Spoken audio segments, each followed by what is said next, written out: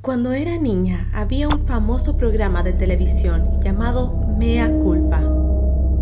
En ese programa entrevistaban a criminales de todo tipo y excelentes actores interpretaban la historia. El nombre del conductor del programa es Carlos Pinto. Y la verdad es que no he conocido mejor narrador de este tipo de temas que él.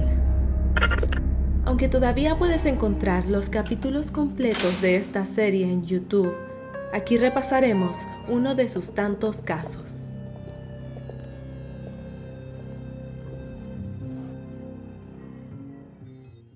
La historia comienza en una pequeña ciudad del sur de Chile en 1950, y nuestra protagonista y criminal de la historia es María Jesús Rifo.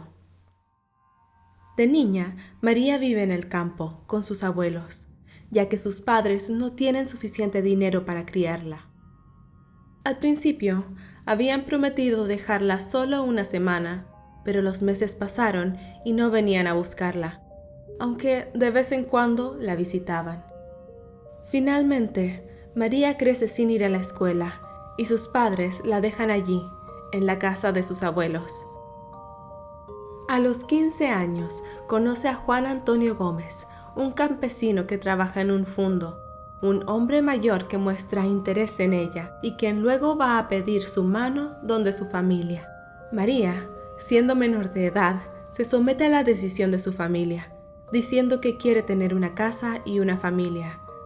El sueño de cualquier niña en esta situación inestable.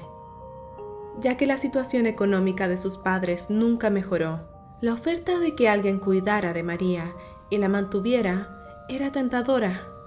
Después de todo, la joven nunca fue al colegio y ni siquiera sabía leer ni escribir. Aunque no lo amaba, María terminó casándose con Juan Antonio y tuvieron hijos cada temporada. En total, tuvieron 12 hijos, pero ya que no tenían dinero para mantenerlos apropiadamente, 2 de esos hijos fallecieron. Ahora adulta, María decidió viajar con toda su familia a la ciudad, con la esperanza de encontrar un mejor trabajo para ella y su marido. Tenían muy pocos ahorros, pero fue lo suficiente para arrendar una pieza donde vivir. Matriculó a sus hijos mayores en diferentes escuelas y se dispuso a buscar empleo. Finalmente, María encontró un trabajo como cocinera en una de las escuelas públicas de una ciudad cercana a Angol. Antes de empezar, le explicaron que tendría la labor de darles desayuno y almuerzo a un total de 200 niños, quienes para el desayuno tomaban un tazón de leche con galletas. Con ese empleo, María se convirtió en la única sostenedora del hogar, ya que su marido no había logrado encontrar trabajo y se rehusaba a preguntar si podía enseñar en la escuela en la que trabajaba María. Aún así, María se convirtió en una mujer fuerte y en una excelente madre. Después de un tiempo, tampoco le importaba mantener a su marido si ella podía proveer para que sus hijos tuvieran la educación que ella nunca tuvo. Esto era algo muy importante para María, ya que se avergonzaba de ser analfabeta y hacía todo lo posible por ocultarlo. A pesar de esto, en la escuela se le conoce a María como una excelente trabajadora y muy cariñosa con los niños, y esto la pone muy orgullosa. La ración del desayuno en la escuela es precaria, solo leche y 2 galletas, pero estos alumnos no tienen la oportunidad de comer en sus casas, así que alimentarlos era una labor que a María le parecía de suma importancia. Un día, Juan Antonio cae enfermo y pensando que morirá pronto, le pide a María que cuide de sus hijos. Finalmente, él tenía razón y muere de un paro cardíaco a los 60 años. Después de esto, viéndose sola y como el único pilar familiar, mantiene la promesa que se hizo a sí misma, de trabajar duro para darle a sus hijos lo que ella nunca tuvo, sobre todas las cosas, educación. Un tiempo después, el director del colegio la llama a su oficina y anuncia que tendrá 2 asistentes en la cocina para que la ayuden con el trabajo. No obstante, Lejos de estar feliz de tener 4 manos adicionales asistiéndola en su jornada, María se sintió incómoda. Ella no entendía que el director estaba contento con su trabajo y que solo quería ayudarla. En lugar de eso, María creyó que su eficacia estaba siendo cuestionada y pensaba que esas asistentes estaban ahí para controlarla. Mantener a su numerosa familia sola era mucha presión, y María descargaba todo su odio con sus asistentes en la escuela.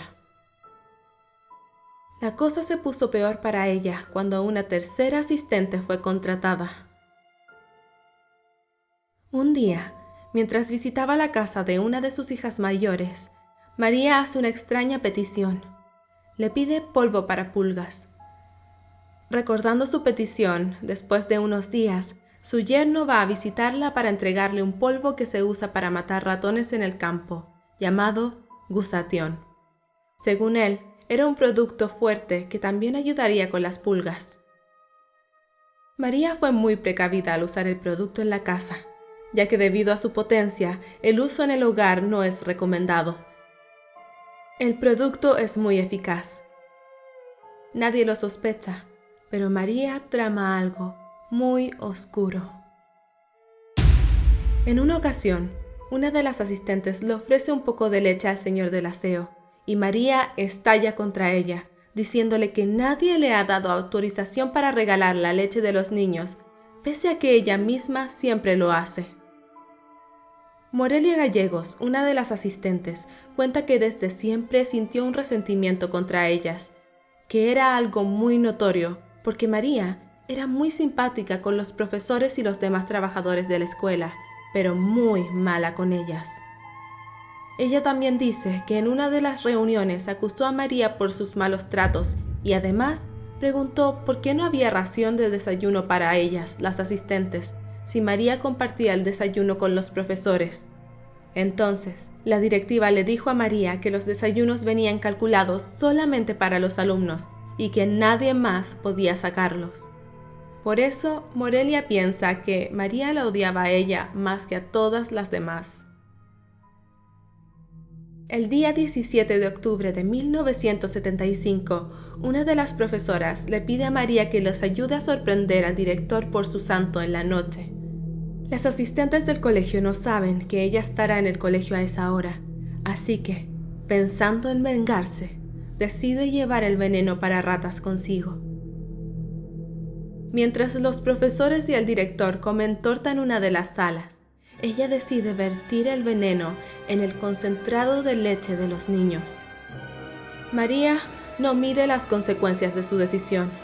Lo único que piensa es en cómo culpar de esto a las asistentes de cocina. Esa noche no pudo dormir, pensando en lo que ocurriría la mañana siguiente. Sus hijos más pequeños asistían a la escuela donde María trabajaba, así que les dijo que se quedaran en casa, sabiendo muy bien que llevarlos allí significaría ponerlos en peligro. Esa mañana, como es normal, los estudiantes se sirvieron leche y galletas. Muchos niños llegaban con hambre, así que tomaban de un sorbo toda la leche, sin darse cuenta de nada. Pero pocos minutos después, algunos otros niños empezaron a quejarse. «La leche huele rara. La leche está mala. ¿Segura, señora, que está bien la leche?» Morelia, la asistente, revisó la leche y al momento de olerla, comenzó a sentir náuseas. El olor era demasiado fuerte como para pasar desapercibido. Era simplemente horrible. La leche está amarga, no tiene azúcar y nosotros seguras de que le habíamos puesto todo.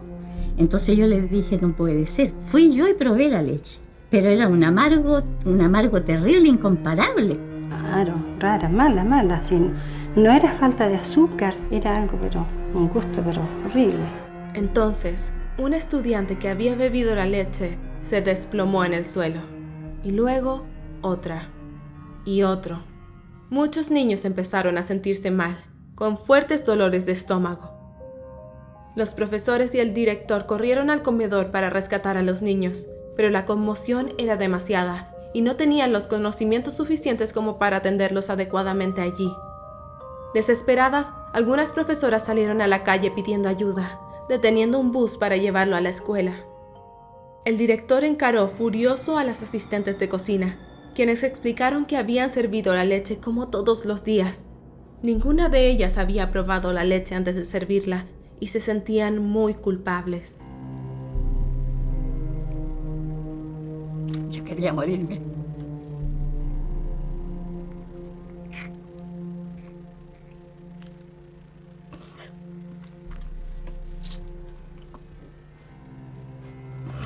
Una de las profesoras del colegio cuenta que los niños convulsionaban y que una de sus compañeras intentaba llevar en brazos a uno de los niños, pero no podía sostenerlo, ya que los espasmos lo hacían saltar de ellos. Todos los chicos asustados corrían en el patio, unos para allá, otros para acá. ¿Y nadie sabía lo que había acontecido? Nadie sabía. Los que estaban más grave fueron llevados al hospital por la ambulancia y el resto fueron llevados en el bus. Algunas madres que se enteraron de la situación también se subieron a él para acompañar a sus pobres hijos. Lo más triste de todo esto es que los niños que tienen menos acceso a alimentación en sus hogares eran los más graves, ya que eran los que habían bebido más leche. El pequeño hospital de urgencias de Angol nunca había tenido que atender a tantos pacientes a la vez en toda su historia. Una de las madres cuenta que alguien le dijo ese día que los niños habían sido envenenados y que estaban cayendo muertos. Ella dejó todo lo que estaba haciendo y fue en busca de su hija que iba en uno de los buses. Y llegamos allá y ahí fue la desesperación más grande, porque a la hija mía la metían en una parte y yo no las podía ver, veía otra. Le ayudaba a darle a la enfermera cosas, entonces fue una desesperación grande. El hospital fue organizado y empezaron a atender a los niños que estaban más graves. Muchos de ellos estaban convulsionando y en estados de precoma. Lamentablemente, no sabían qué tipo de veneno había sido administrado, por lo tanto había muchos antídotos que no podían administrar. Al poco tiempo, los doctores se reunieron y llegaron a la conclusión de que el veneno había sido un producto fosforado, aunque no sabían exactamente cuál. Aún así, teniendo ese dato, pudieron mejorar el tratamiento de los niños y además decirle a la policía que debían buscar a alguien que poseyera ese producto. Al mediodía, descubrieron finalmente que el producto era gusatión, el pesticida. Pese a los esfuerzos de la comunidad, no todos los niños sobrevivieron. Esos niños, por ser los más hambrientos, se habían tomado 2 vasos. Y vi cuando los niños estaban súper mal.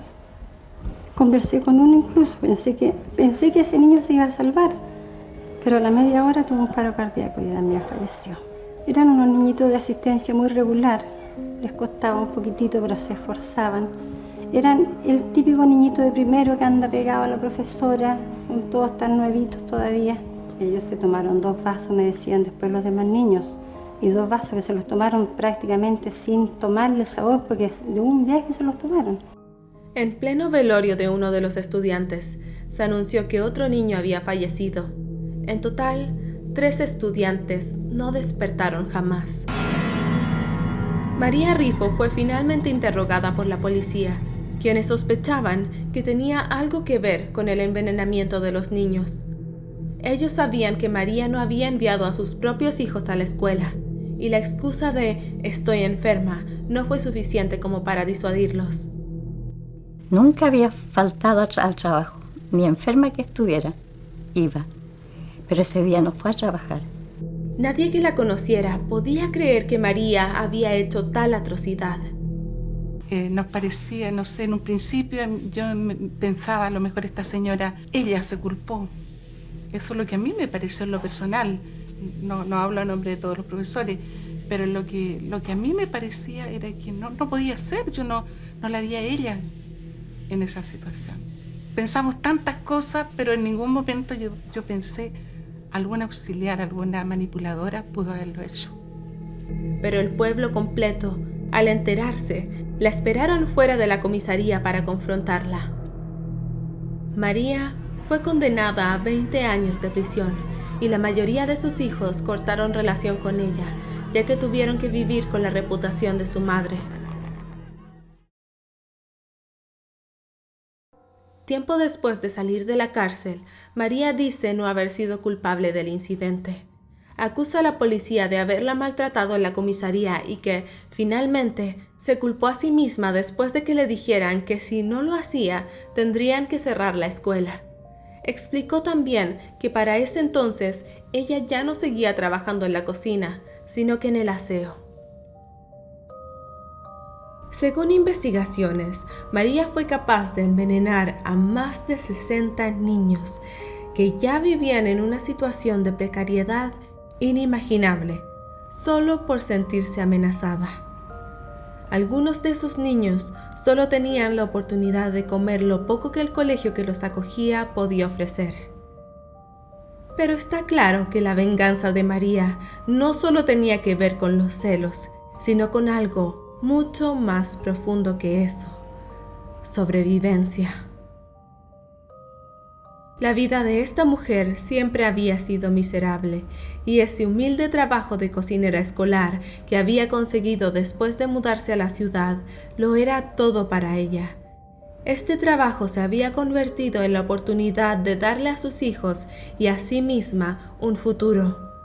Para ella, proteger su territorio se había convertido en vivir o morir, porque eso era, después de todo lo que conocía. Lamentablemente, María no se dio cuenta que en los tiernos rostros de sus víctimas también había una pequeña María, una niña luchando por sobrevivir en un mundo de injusticia social.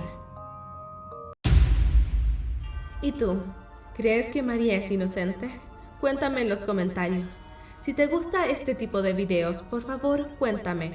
No estoy segura si pueden entender las entrevistas, ya que entiendo que el acento puede ser un tanto difícil, pero creo que es interesante escuchar directamente de las personas involucradas en estos casos. Por ahora, me despido. Espero que tengas una buena noche. Adiós.